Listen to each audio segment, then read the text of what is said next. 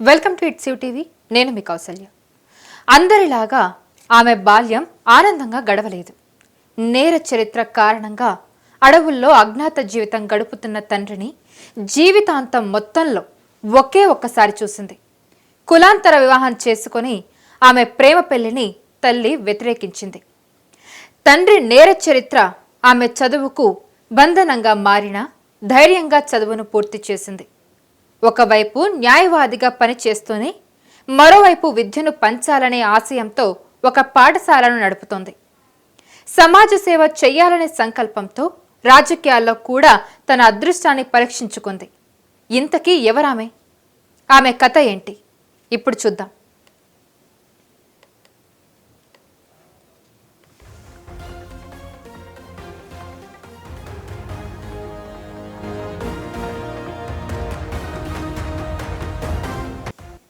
ఒకప్పుడు తమిళనాడు, కర్ణాటక, కేరళ, తమిళనాడు పోలీసులను ముప్పు తిప్పలు పెట్టి గంధపు చెక్కల స్మగ్లర్ వీరప్పన్కి 2 కుమార్తెలు, విద్యారాణి, ప్రభ.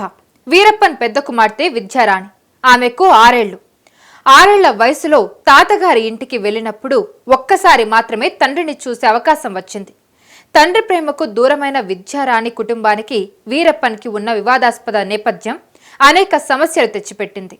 అక్టోబర్ 18, 2004న వీరప్పన్ని పోలీసులు ఎన్కౌంటర్ చేసే సమయానికి ఆమెకు 12 సంవత్సరాలు. కానీ ఆమె పట్టుదల కోల్పోకుండా కష్టపడి ఉన్నత విద్యను పూర్తి చేసింది. తండ్రి నీడ తన చదువుపై పడకుండా జాగ్రత్త పడిన విద్యారాణి BA, LLB పూర్తి చేసి న్యాయవాద వృత్తిని ఎంచుకుంది. విద్యారాణి దళిత క్రిస్టియన్ అయిన దీపక్ని ప్రేమించి పెళ్లి చేసుకుంది.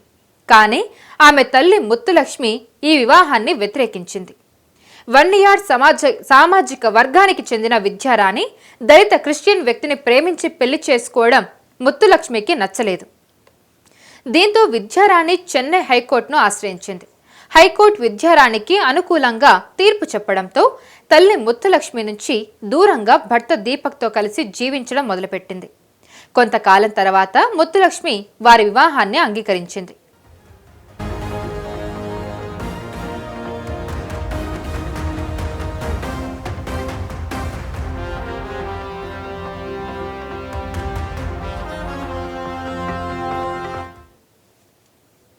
ఒకవైపు న్యాయవాద వృత్తిని కొనసాగిస్తూనే మరొకవైపు కృష్ణగిరిలో చిన్నారుల పాఠశాలను నడుపుతున్న విద్యారాణికి రాజకీయాల్లో అడుగుపెట్టే అవకాశం వచ్చింది. విద్యారాణి బాల్యంలో వీరప్పన్కి ఉన్న నేర చరిత్ర ఆమె కుటుంబాన్ని తీవ్ర ఇబ్బందులకు గురిచేసిన అతనికి ఉన్న రాబిన్హుడ్ ఇమేజ్ని వాడుకోవాలని కొన్ని రాజకీయ పార్టీలు నిర్ణయించుకోవడంతో విద్యారాణికి రాజకీయ అరంగేట్రం సులువుగానే జరిగింది. 2020లో బీజేపీలో చేరిన విద్యారాణి తక్కువ సమయంలోనే Tamil Nadu BJP youth wing vice ప్రెసిడెంట్గా నియమించబడింది. తమిళనాడులో బలమైన సామాజిక వర్గంగా పేరున్న ఓబీసీ ఓట్ల కోసమే ఆమెను బీజేపీ యూత్ వింగ్ వైస్ ప్రెసిడెంట్గా నియమించాలనే ఊహాగానాలు కూడా ఆ సమయంలో బలంగా వినిపించాయి.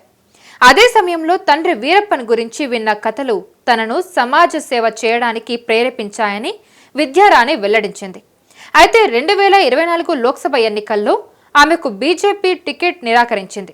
దీంతో పార్టీ మారిన విద్యారాణి తమిళ నటుడు, దర్శకుడు సీమాన్ స్థాపించిన Tamil nationalist party of Naam Tamizhar Katchi ఎన్టీకేర్లో చేరి తమిళనాడులోని కృష్ణగిరి లోక్సభ స్థానం నుంచి విద్యారాణి లోక్సభకు పోటీ చేసి 1,07,083 ఓట్లు సాధించి ఓటమి పాలైంది.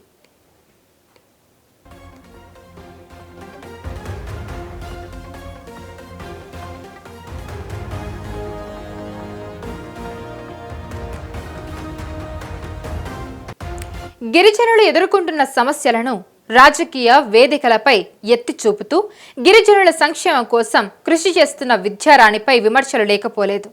ఆమె ఎన్నికల్లో పోటీ చేసిన సమయంలో రాజకీయ లబ్ధి కోసం తండ్రి వీరప్పన్ ప్రస్తావనను విద్యారాణి తన ప్రసంగాల్లో తెస్తుందని ప్రత్యర్థి పార్టీలు విమర్శలు గుప్పించాయి.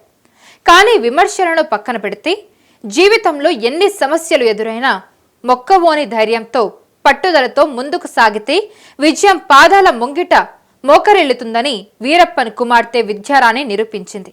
చిన్న చిన్న సమస్యలకే కుంగిపోతున్న నేటి యువతరానికి ఆమె జీవితం ఒక పాఠమని చెప్పడంలో ఎలాంటి సందేహం లేదు.